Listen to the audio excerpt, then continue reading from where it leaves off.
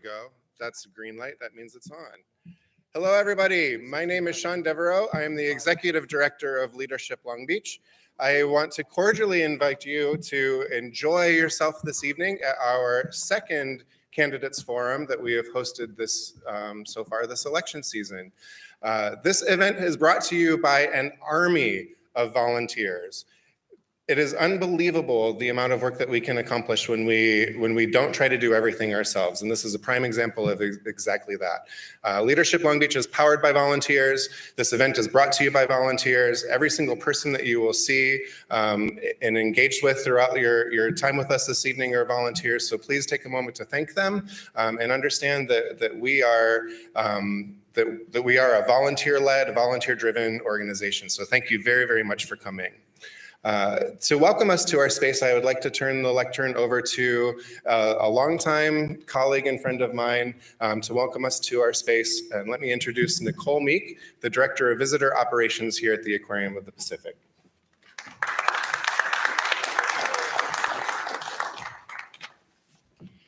Thank you, Sean.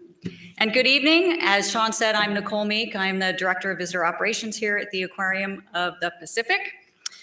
I'd like to begin just by extending a big thank you to Leadership Long Beach for hosting this forum.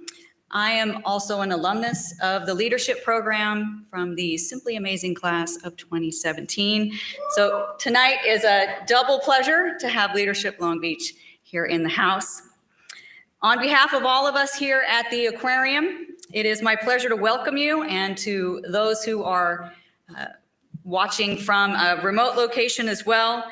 Thank you for spending your evening with us. Thank you for being active and informed about our upcoming elections. Thank you.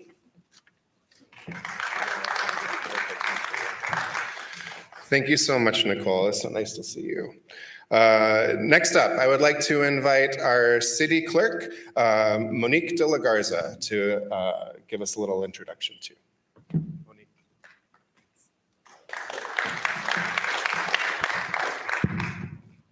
So I'd like to start by thanking everybody for coming tonight. I want to talk a little bit about local elections, and since that's why we're all here. So local elections decide a lot of important things in our daily lives, from how our school boards spend their money to how our taxes get spent, parks, and on and on and on. With an average of 1 in 5 voters participating in local elections, every vote matters, and it's extremely important to participate in local elections because your vote can make a difference. And so please remember to vote on November 8th in these important elections. We have the mayor, council districts 3, 5, and 9, Long Beach Unified School District, Area 1, LB Long Beach Community College Districts 3 and 5, members of the State Assembly for 65th District and the 69th District, United States Representative for the 42nd District, and Water Replenishment District Division 3. We'll only be hearing from a few of these offices tonight, but these are all of your local elections that are going to be on the ballot on November 8th. So some key dates to remember for this election. Vote by mail ballots are going to be mailed out to every registered voter in Long Beach on October 6th. On October 29th, 6 of the 31 vote centers in Long Beach will be open for 11 days, and the remaining 25 vote centers will be open on November 5th for 4 days before the election. And you can choose to vote in person or drop off your vote by mail ballot at any of the 17 drop boxes that are going to be in Long Beach or any of the vote centers in Long Beach. And just as a reminder, you can actually vote at any vote center in LA County or drop off your ballot at any drop box in LA County, which opens up the door and the opportunity for you to vote in so many more ways, so many more dates, so many more times now that we have these 11-day vote centers and 4-day vote centers all over LA County. So I encourage you all to take advantage of this and vote on November 8th. And I will turn it back over to Sean.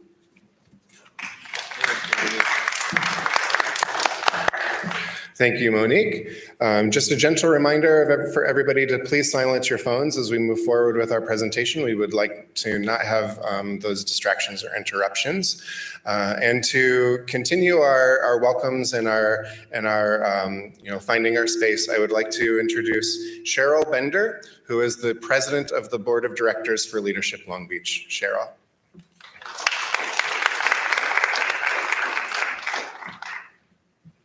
Thank you, Sean. Good evening. I too would like to echo the thanks of everybody who's been up here before me. It definitely does take an army of people to make this happen. And so on behalf of the Board of Leadership Long Beach, I would like to thank you sincerely for joining us this evening, whether you're in person with us or whether you're online tuning in. Either way, we appreciate your being here. Leadership Long Beach is an organization for whom this conversation that's about to take place tonight is extraordinarily important. And we believe that it's very important for the community to have the opportunity to, understand the races, the candidates, and what's going on. And so we are pleased to be able to help facilitate that conversation. I always like to say, or have said before, before they let me in Leadership Long Beach, I looked at it as an organization that I just absolutely had to be a part of. Because when I look at the distinguished people that are considered Leadership Long Beach alumni, all I know is that I saw people who were doing things. And to me, Leadership Long Beach was, if you're a Hamilton fan, the room where it happens. And that is exactly what we're here for tonight. So that said, we have some very important parties we need to thank. I would like to thank the Aquarium of the Pacific, the City of Long Beach, the City Clerk's Office, LAZ Parking, our partners in this in facilitating the event tonight, the NAACP, the Wrigley Neighborhood Association, and Alpha Kappa Alpha Sorority Theta Alpha Omega Chapter. Okay, and with that, I'm going to stop talking once I introduce our moderators. I'd like to introduce you to Robin Perry and Cheryl Barrett. Thank you. All right, thank you, Cheryl. Thank you, everybody, for being here. We're excited to begin the forum. Before we do, we would ask that you think deeply about your community, our community, your concerns, your thoughts, and passions, and how the people you choose to lead their city and our community will embody the spirit of all that you care about. We have learned through Leadership Long Beach that community engagement is the first step to a better awareness of how to make a difference in the world that we live in. So thank you for being here. Good evening. Let's try that again. Testing, can you hear me? Okay, good evening. I want to start off by, again, as Sean said, thanking the entire Leadership Long Beach, the team, the alums who put this forum together, and really for the cooperation from the Aquarium of Pacific and the Long Beach City Clerk's Office, and particularly with the Aquarium in the Pacific, this is the second time this year that they've hosted. But this is the fourth forum Leadership Long Beach has sponsored, having done our first in 2014. And as I mentioned, the most recent one was earlier this year. How about a quick round of applause for all the folks who had a hand in putting this forum together, especially our volunteers and our adults and youth who you may have seen as you were coming in. Before we start with the first group of candidates, I'd like to take care of just a few housekeeping matters. First, as mentioned earlier, please turn off your cell phone or please place it on vibrate. Secondly, we ask that you hold your applause until the end of each panel session. Thank you for your cooperation in that regard.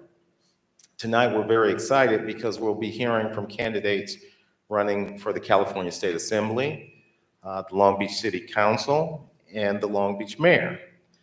The forum will follow a format where all candidates will be asked to make a 1-minute opening statement. Once each candidate has completed their opening statement, a moderator will begin with question 1. Each candidate will be asked a series of questions. The questions were determined by Leadership Long Beach alums, local partners, organizations, and stakeholders. We received over 50 suggested questions. Following the question and answer session, each candidate will then provide a closing statement. Remember, this is a forum, not a debate, so no rebuttal statements will be permitted. The California State Assembly is the lower house of the California State Legislature, the upper house being the California State Senate. The Assembly convenes along with the State Senate at the state capitol in Sacramento. The Assembly consists of 80 members, with each member representing over 494,000 people. And we're excited to get started with District 65 of the California State Assembly. The candidates running for the position are Mike Anthony Gibson and Fataba Iqbal Subar. Unfortunately, we are not able to have Mr. Gibson join us for this evening. So we are pleased to have Ms. Iqbal Subair present with us today. Thank you for being here. And we ask that you will be making a 1-minute opening statement and respond to 3 questions and make 1-minute closing statement. A yellow card will be held up when you have 15 seconds remaining, and a red card when you're out of time. And if you look towards that way, we have CJ Harmatz, who will be guiding us with our timekeeping today, this evening. So let's get started. All right. Ms. Iqbal Subair, your 1-minute opening statement, please. Okay, all right. Thank you, first of all, for having this forum. I love the principles that you stand for: accountability, transparency, connecting with the community. My name is Fatima Iqbal Zubair, running for California State Assembly District 65, and thank you all for being so engaged. My opponent hasn't been at 99% of forums, and I think that shows a lack of responsiveness to the community. He could send a staff member, he has a full staff, but I'm here, I'm happy to be here. I'm a teacher who teaches in Watts, an organizer, an immigrant, and a mother to a son with autism. And I'm really running for the seat to bring accountability and transparency back to Assembly District 65. Our area includes North Long Beach, North Watts, South, all the way to parts of San Pedro, east to Carson, and west to Harbor Gateway. I didn't run because I wanted, to think about my political career. I really ran out of a sense of urgency. I'm running not taking any corporate money, to really be for the people, stand for fixing our infrastructure, environmental justice, healthcare for all, and investing in our community. Thank you. Thank you very much for your opening statement. Let me turn to our first question. You'll have 1 minute to answer the question.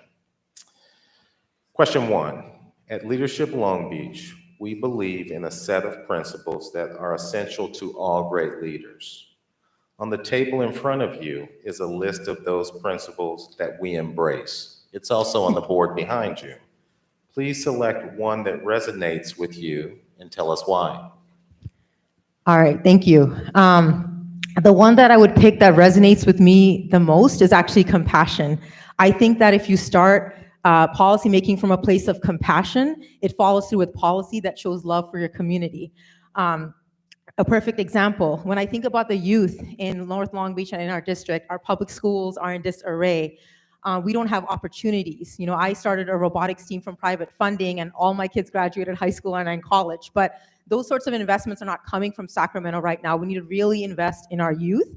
That's one example of compassion. Another example of compassion is when you're asked a question when you're in office, to make sure that you don't sort of be defensive and you actually take accountability. And I've always told people at the doors, I would be honored to be your assembly representative, but if I do the wrong thing, you should vote me out. I think you should be humble enough to be able to say that, and you should be able to stand by your votes and your action. And that's a key difference between me and Mr. Gibson. I do not get defensive. I would be able to stand by every single action I make, and that's because I lead with compassion first. All right. Thank you, Ms. Iqbal Subair. Let's move on to question 2. You'll have 2 minutes to answer this question.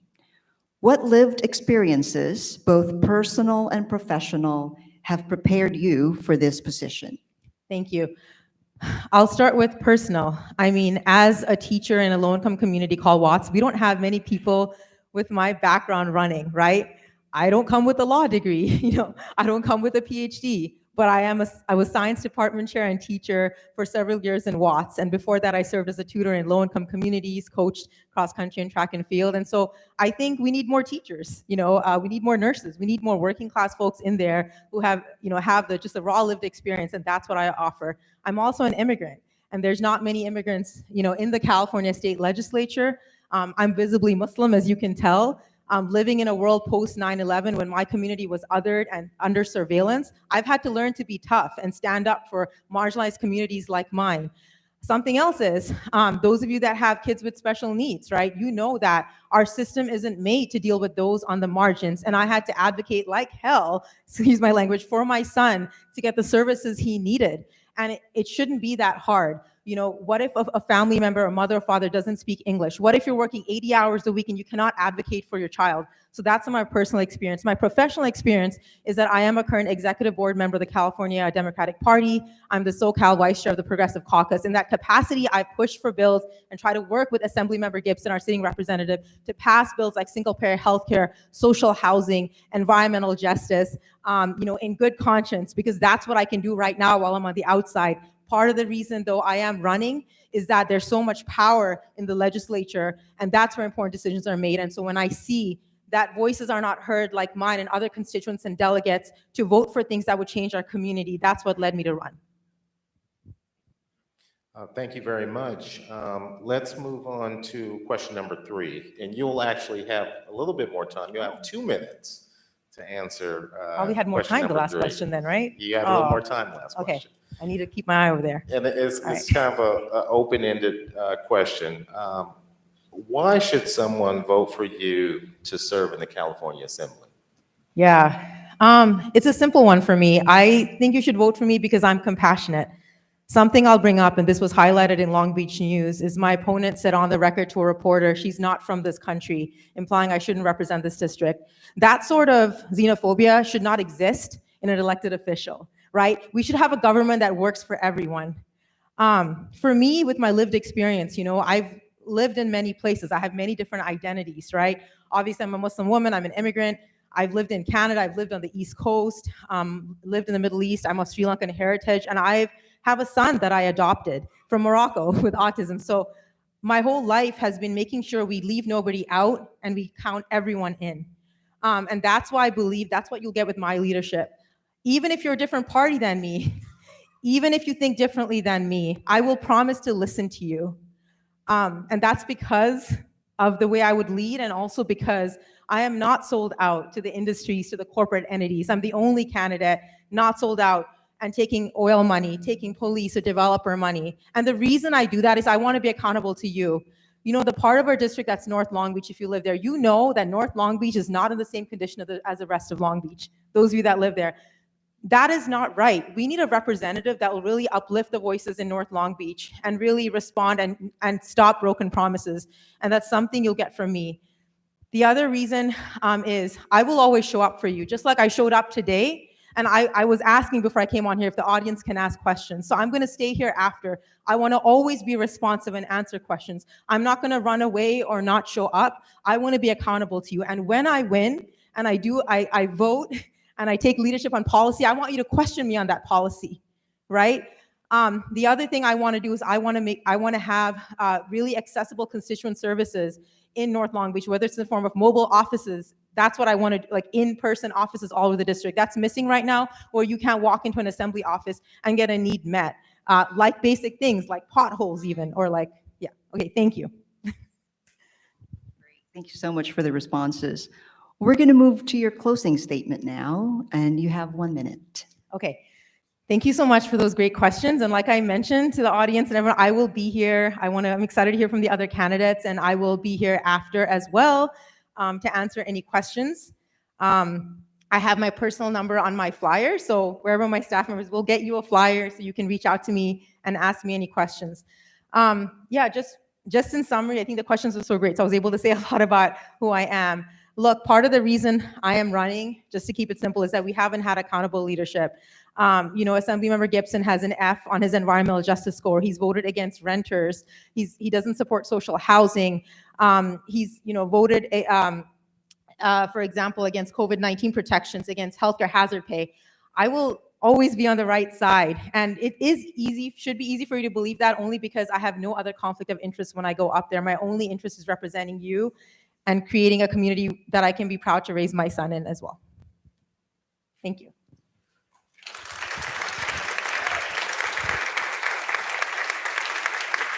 Thank you so much. Please join me in thanking Ms. Iqbal Zubair for being here tonight. She's running for the State Assembly from District 65. Best of luck to you.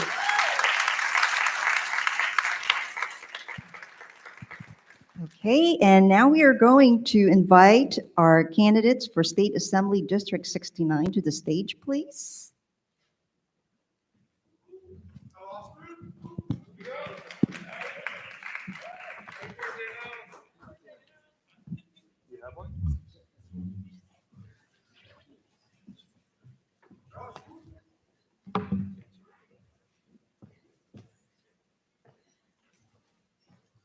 Good evening, gentlemen. Pleasure to have both of you. I'd like to welcome our candidates, Al Austin II and Josh Lowenthal.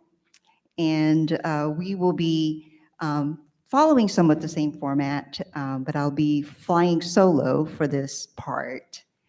So let's start with opening statements. Remember, you have 1 minute each. Candidates, please take a look at Ms. CJ Harmatz over there. She will be holding up a yellow card when you have 15 seconds remaining and a red card when you are out of time. And remember, this is a forum, not a debate, so no rebuttal statements will be permitted. And I was made aware earlier that it is Mr. Al Austin's birthday today. So I wish you happy birthday. However, rest assured, you will not get any extra points or minutes for this evening. All right, Mr. Austin, we'll start with your opening statement, please. 1 minute. Well, thank you very much. And first of all, I'd like to just thank Leadership Long Beach for hosting this important forum. You all are always on the cusp of leadership in the city of Long Beach. I'm Council Member Al Austin, and it has been my pleasure to serve on the City Council for the last 10 years, serving this community, serving this 8th District, the Great 8th District, which is one of the most diverse areas in the city of Long Beach. It's really a microcosm of Long Beach and the 69th Assembly District. I have a track record, and I'm proud of it, working on the issues that people care about most.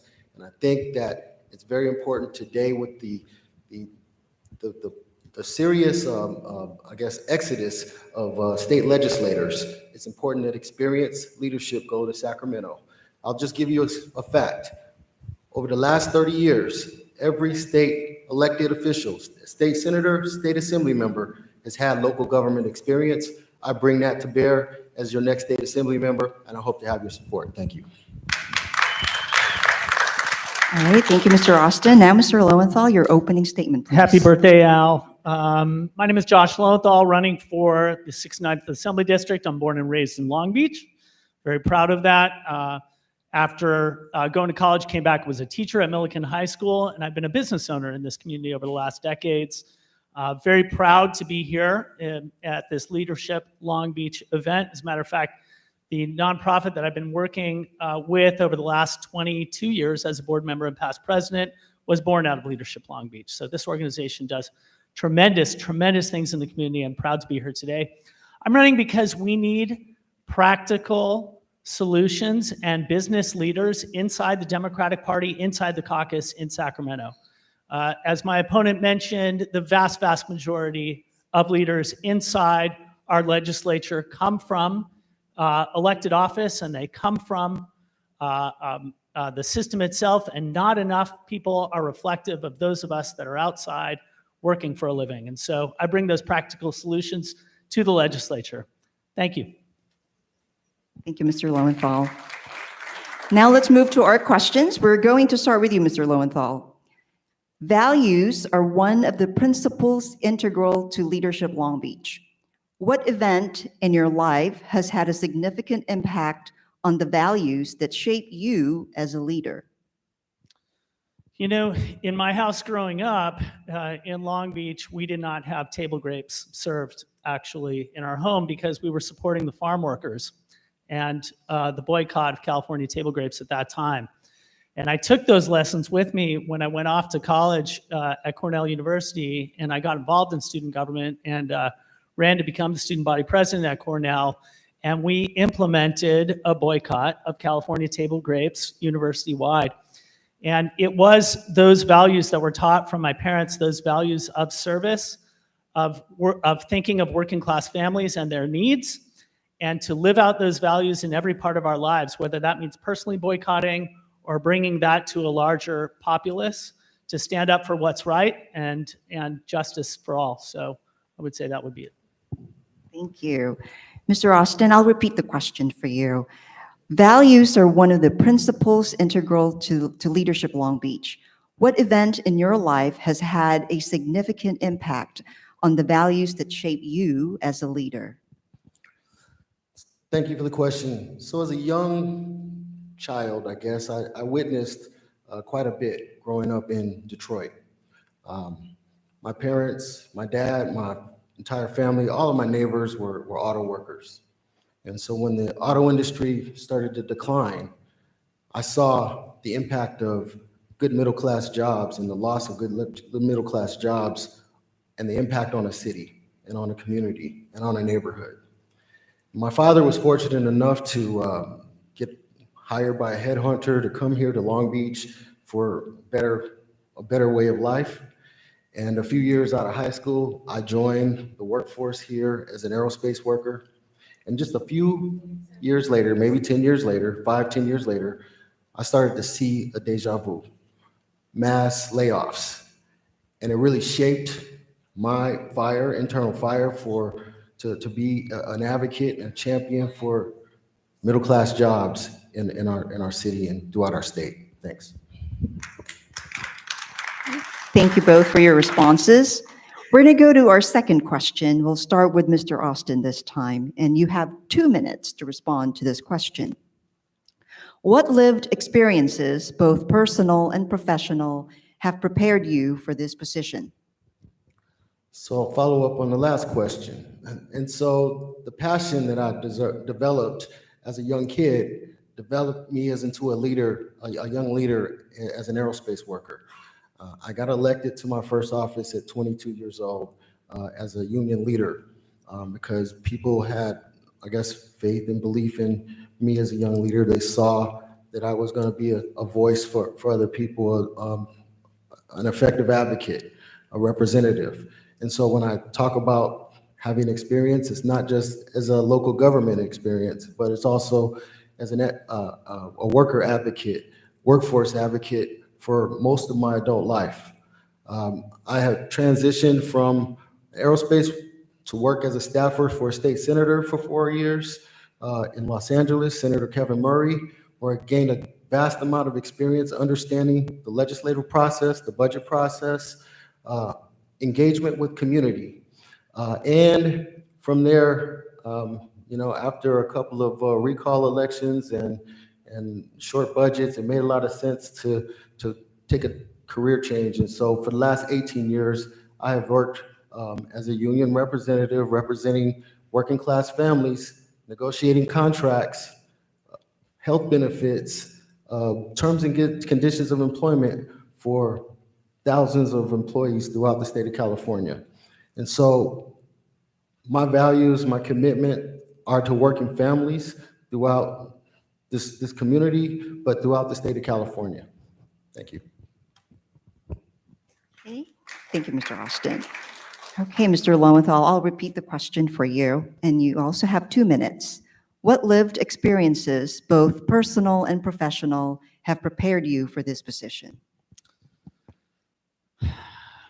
Well, I would certainly say that my time in the classroom prepared me for this position because, really understanding the constituency, really understanding the needs of Long Beach, you learn that no better than the Long Beach Unified School District. So my time in Milliken High School was instrumental in preparing me for this. I went on to graduate school after that in comparative public policy, and so have a graduate degree in the public arena. I then went on to a career in business, 25 years in the telecommunications sector, owned and operated a business in West Africa with a satellite network going to 10 countries in West Africa. and feeling the pressure of business, of hiring, of dealing with the regulatory bodies, of the stress of making payroll, and being profitable in a competitive environment, and understanding when government can help and when government is actually working against you really gave me a very unique perspective on serving, and did that for 25 years. Also in this community, served for 22 years in the delivery of homeless services, focusing on early childhood education for families experiencing homelessness in Long Beach, and investing in this community in small businesses. As a matter of fact, I lost a business in COVID here in Long Beach. And that experience I'll never, ever forget, because I didn't feel like government was there for me at all. And we had a very difficult time making payroll, continuing to keep the business open. We did so as long as we could at our own personal expense. And I'll never, ever forget that feeling. So I think the cross-section of all of those things combined has really given a unique perspective on serving. Thank you for your responses. We're going to go into question number 3, and this time we'll start with you, Mr. Lowenthal, and you will also have 2 minutes to answer. What are the top 3 issues in District 69? Okay, top 3 issues in District 69. Number 1, I'm going to say, is the goods movement industry and particularly environmental justice inside the goods and affecting the community. You know, from COVID, we had people in our community that died disproportionately because of where they lived. The number 1 job of government is to protect its citizens, and we failed. Let's be honest about that. We have higher rates of lung disease. We have some of the worst air quality in the United States. And the people in this community are bearing the brunt of the goods movement industry disproportionately, and those are also disproportionately people of color. There is absolutely no way that there's nothing more important to me, and hopefully to you all, than protecting the citizens of this community. So I would say that that is number 1. Economic anxiety. If you're like the rest of us and seeing the stock market go up and down, if you're concerned with these unbelievable gas prices right now, not only do we have the issue of homelessness itself, but we have so many people in this community at risk of being homeless and unhoused.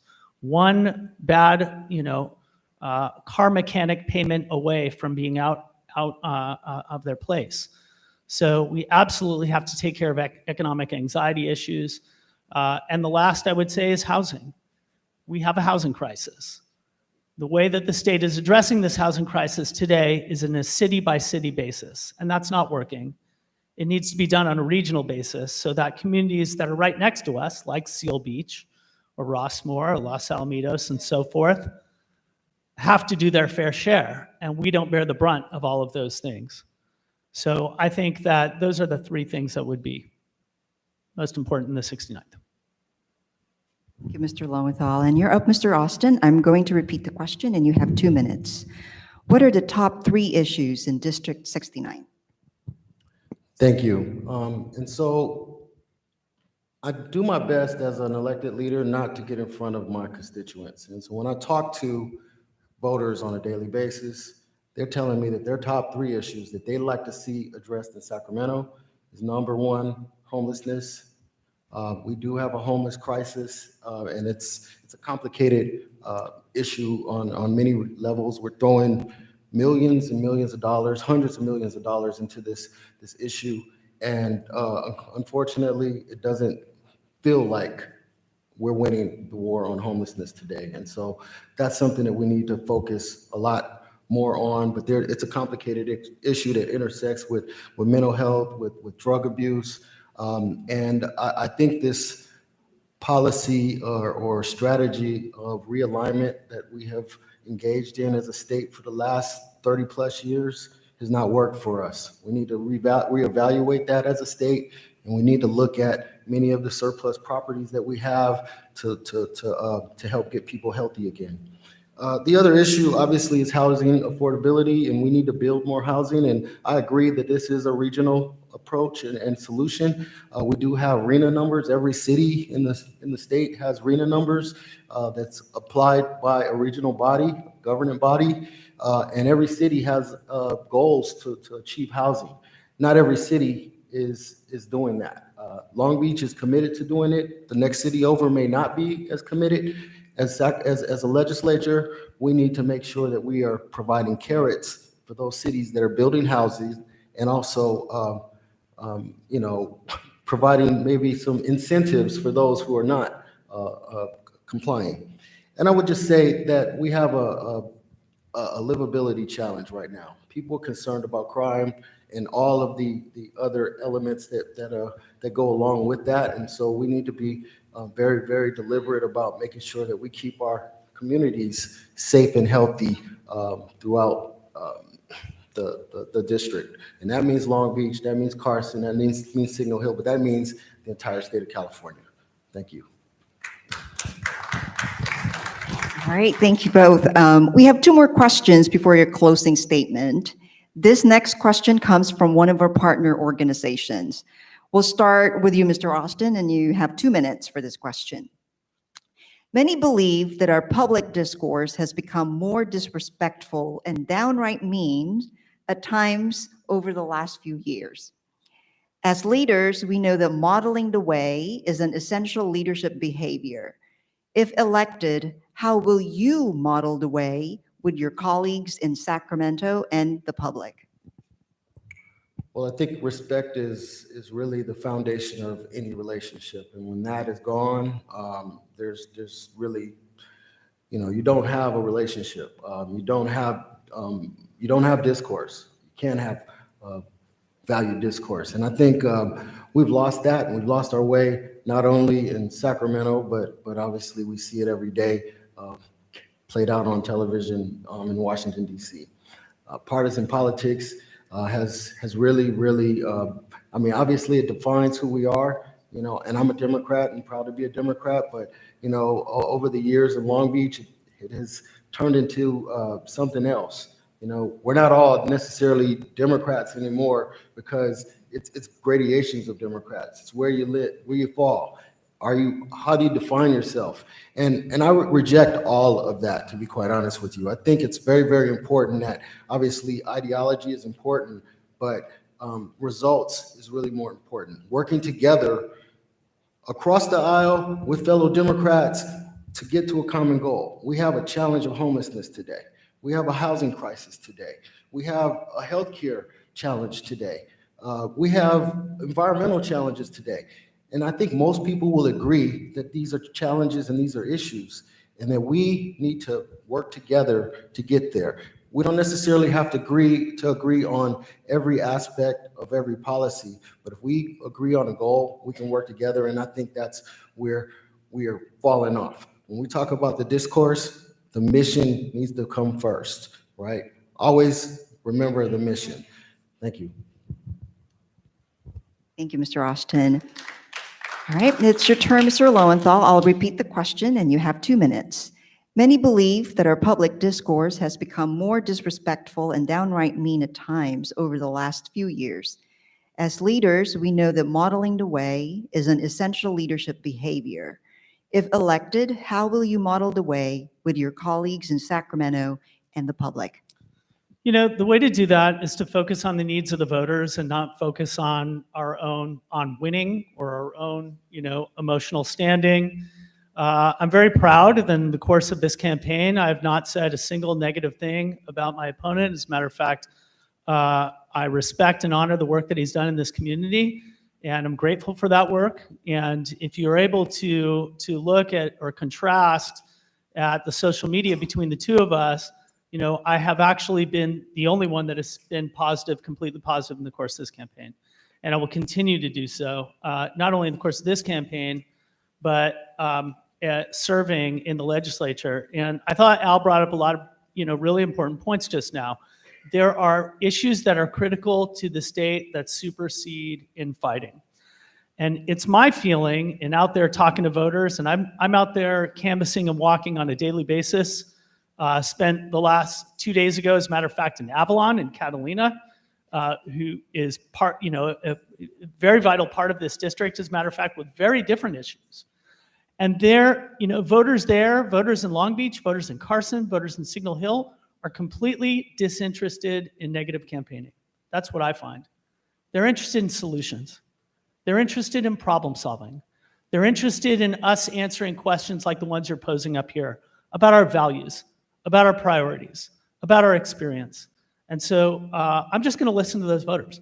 I'm going to continue to do so and act that way through the course of this campaign. Great. Thank you, Mr. Lowenthal. We're going to move on to this next question, and this time we will start with you, Mr. Lowenthal. You have 1 minute. Why should someone vote for you? I believe that voters should vote for me because they will have the absolute best representation that they can have in the state legislature representing this community. I will do the work. I am out there working as hard as I can on a daily basis right now, and that's indicative of how I will serve in the legislature. You will have a voice here that's truly independent. You will have a voice of somebody who's been out there and has experience like the rest of you in the real world, in the workforce, that has children in public schools, that has the difficulties of opening and starting and potentially losing a small business. And I think that those experiences are reflective of the things that the constituents of the 69th deal with on a daily basis. I think they will have a representative that they can identify with, that will be present, available, responsive, and solutions-oriented. Thank you. And Mr. Austin, you have 1 minute. Final question for you. Why should someone vote for you? Well, I think experience matters. And as I mentioned, we have a lot of experience leaving our state legislature. You won't have somebody that needs to get up to speed on the issues important to Long Beach in this district. I'm working on those issues every day at the local level.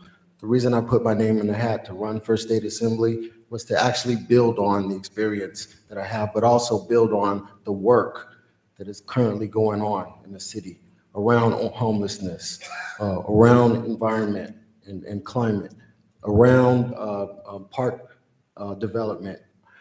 We have great opportunities. This is a great state. This is a great community here. It deserves strong leadership, experienced leadership. Again, 10 years of deliverables.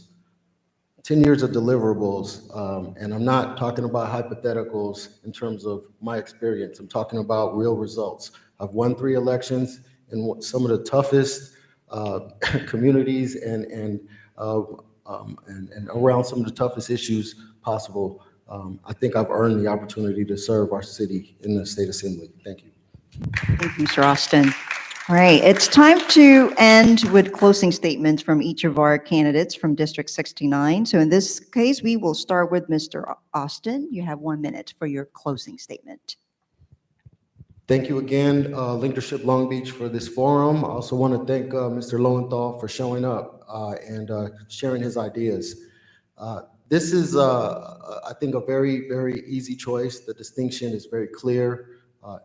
Leadership, proven leadership, experience, deliverable results, and somebody who also is raising a family and has been consistent in this community for over 20 years.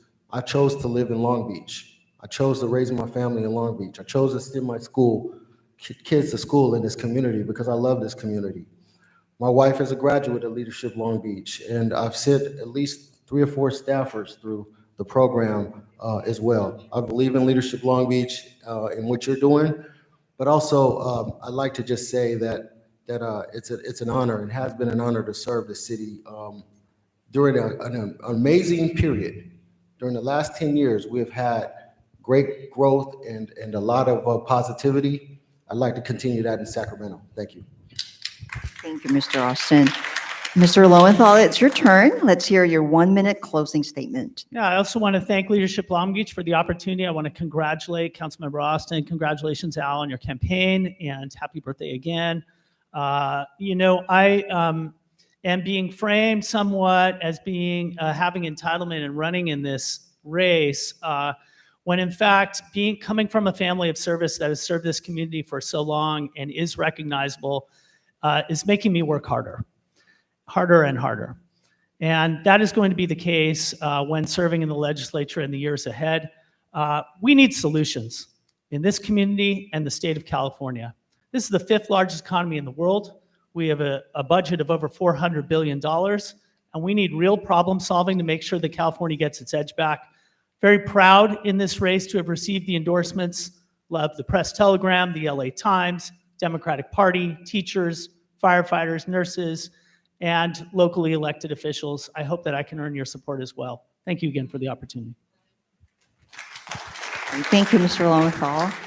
Please join me in thanking our candidates for the State Assembly District 69, and good luck, candidates.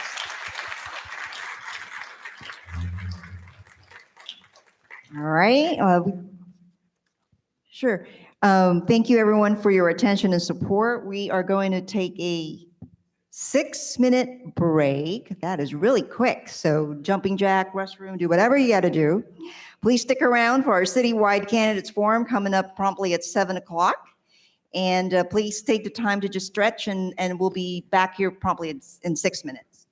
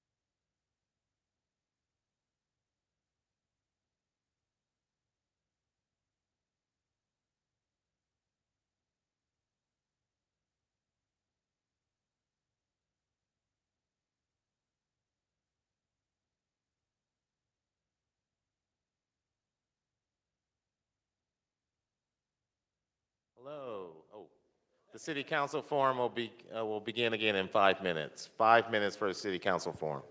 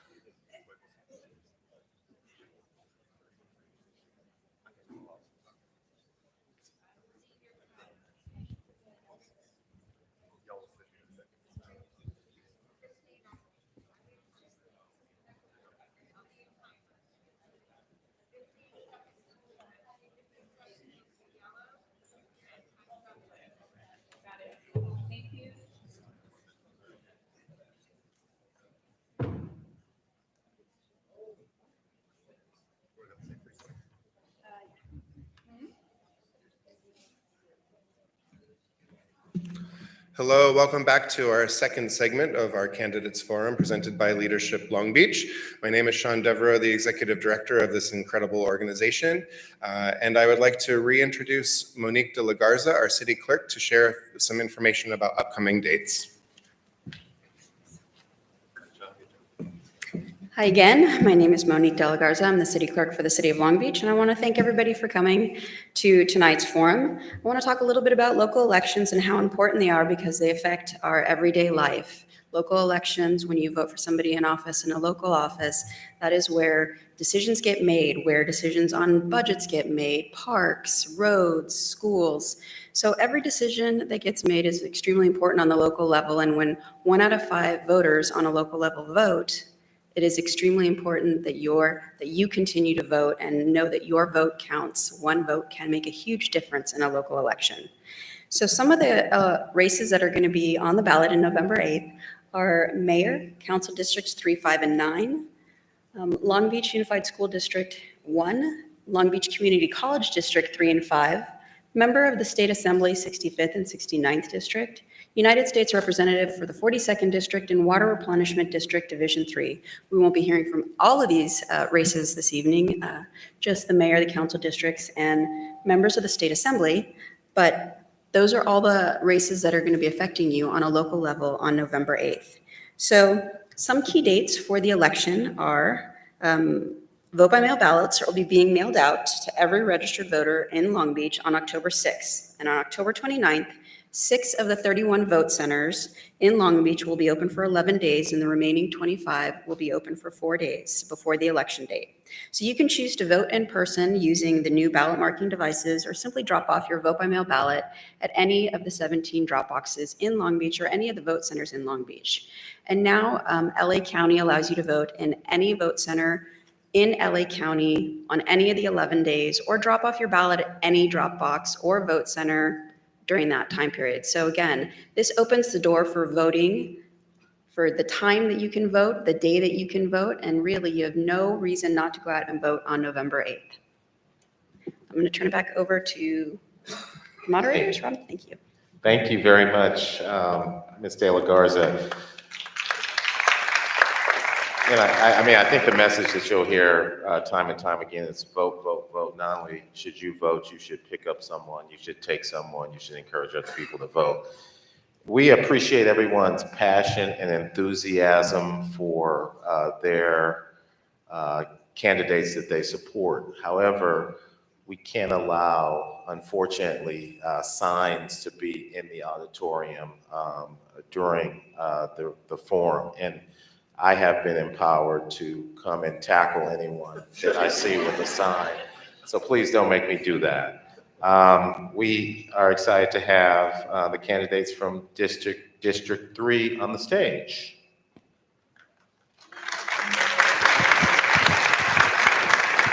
All right, thank you both for being here. I'm going to review the format briefly. Each candidate will be afforded 1 minute opening statements. We'll then ask 5 questions to each candidate. Each candidate will have 1 minute to answer each question. Each candidate will then have an opportunity to make a 1 minute closing statement. And as a reminder, this is a forum, not a debate, so no rebuttal statements will be permitted. Let's get started. Please welcome our candidates for City Council, District 3, Christina Duggan and Kaylee Caruso. Welcome.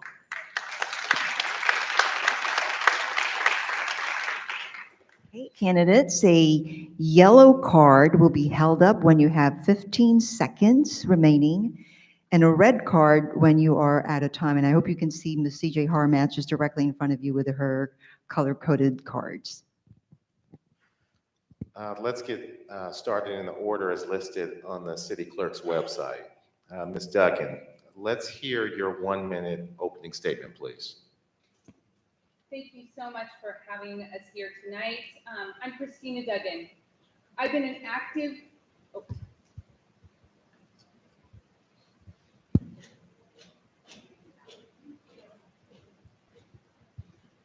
There we go.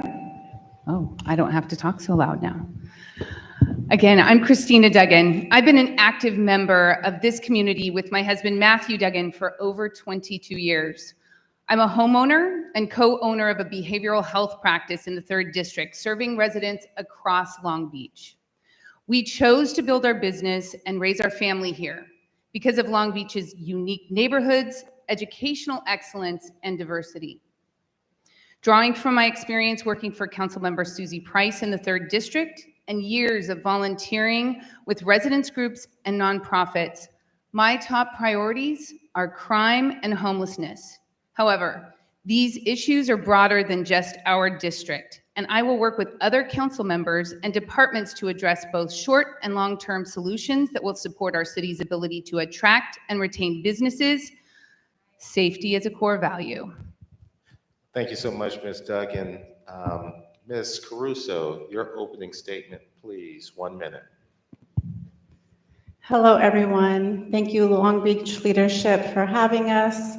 Thank you, moderates, for participating, and all the volunteers that are here. My name is Kaylee Caruso, running for Long Beach City Council in District 3.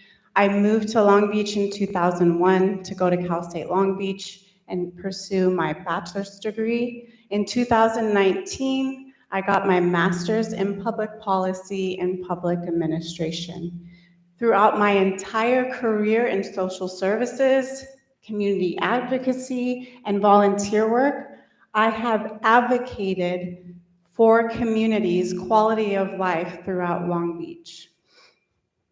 I've been working directly with those experiencing housing insecurity throughout my career and in Long Beach. There is over 60% of us who are renters in Long Beach. We need someone who will not only represent. Thank you. Thank you, Ms. Caruso.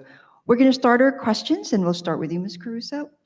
At Leadership Long Beach, we believe in a set of principles that are essential to all great leaders. On the screen behind you, you will see a list of those principles that we embrace. Please select one that resonates with you and tell us why.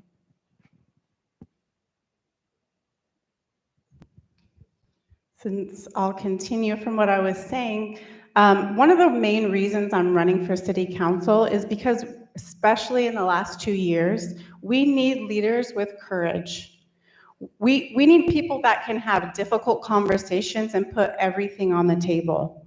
We need someone with an equity lens, and we need someone with relevant experience to the challenges that we're facing in our community right now. When I'm on the doors with voters, the #1 concern is homelessness.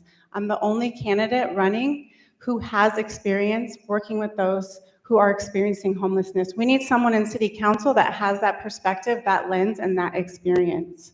So I have been through a lot of challenges in my life, and I've shown up for myself and my family, and courage is a huge value of mine, and I will do the same thing for District 3 and all of Long Beach.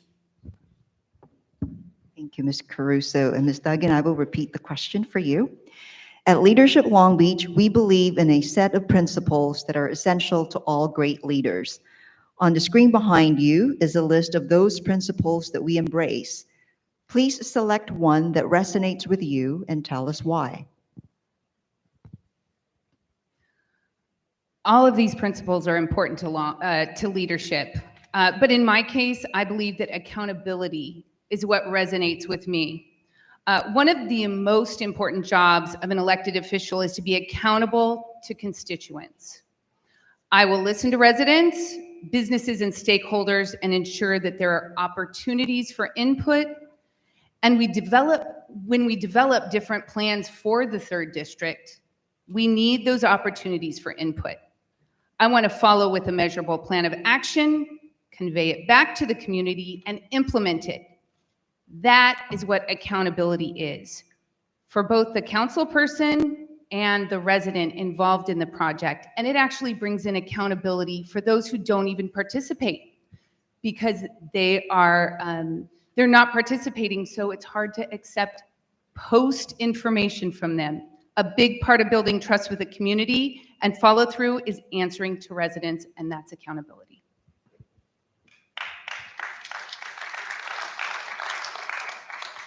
Thank you very much, Ms. Duggins. We'll stay with you on question 2. How would people who have worked with you describe your leadership style?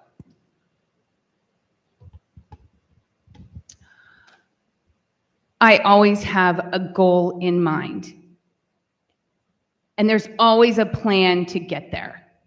It's important to know what you want to accomplish, look at the picture, what's been done. So having that goal makes me drive to put things together that will go step by step to achieve the plan. But I'm also a listener. I want to hear what other people have done, what their input is, bring people together. So my leadership style is to listen and to lead, because I'm going to do it by example, hands-on, and I'm going to listen. So that's pretty much my leadership style. Thank you so much, Ms. Duggan. Ms. Caruso, same question. How would people who have worked with you describe your leadership style? Yes, my leadership style consists of relationship-based. I'm an independent thinker. I value transparency and accountability. I love to work with everyone, with all of our stakeholders. I appreciate when people disagree with me, then we can really find the root cause and problem solve that way. What else? I also definitely want to work with everyone. And I know that me being able to build relationships now with folks in the community at the doors, with other stakeholders, with business owners, that's going to allow us to really get to the root cause right from square one, whether it's short-term solutions or long-term solutions in terms of policy. And I'm really passionate about policy, so want to work with everyone. I would appreciate if people don't agree with me. That way we can really work together. Thank you. Thank you, Ms. Caruso. We'll start the next question with you, Ms. Caruso. The city of Long Beach is investing heavily in aquatic facilities in the 3rd District in advance of the 2028 Olympics. If elected as the 3rd District council person, what will you do to ensure that these facilities are accessible and inclusive for all residents? Great question. That's one of the Coastal Commission's concerns that they brought up in terms of equity. We are spending over $100 million on the aquatic center that's going to be built in District 3. We have to ensure that there's equity. So whatever that looks like, and we need to make it as easy as possible. So we need to make sure that other districts know about it, how to do it, what's the best time of day to get there. I really want, if this continues to be built this way, I know if we started 3 years ago, it probably wouldn't cost us so much money. But if we continue with the aquatic center, it's very valuable in District 3, and we need to ensure that other districts have access to that. So it's working with the other city council members, ensuring that they also are able to communicate with their constituents what that looks like. We definitely want everyone to have access, and I will ensure that that happens. Thank you, Ms. Caruso. Ms. Duggan, I'll repeat the question for you. The city of Long Beach is investing heavily in aquatic facilities in the 3rd District in advance of the 2028 Olympics.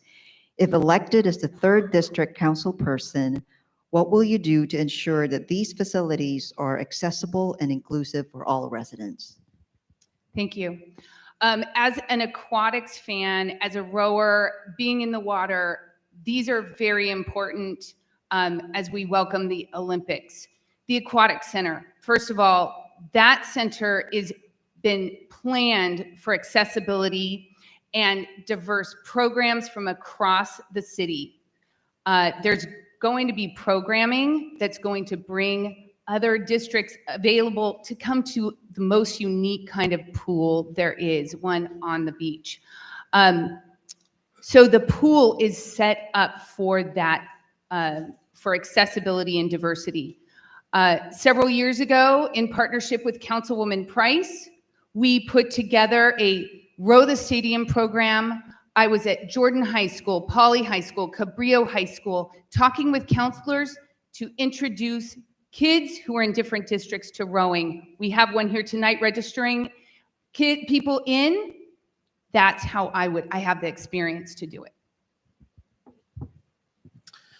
Thank you so much, Ms. Duggan. Okay, we have 2 more questions before your closing statements, and we'll start with you, Ms. Duggan.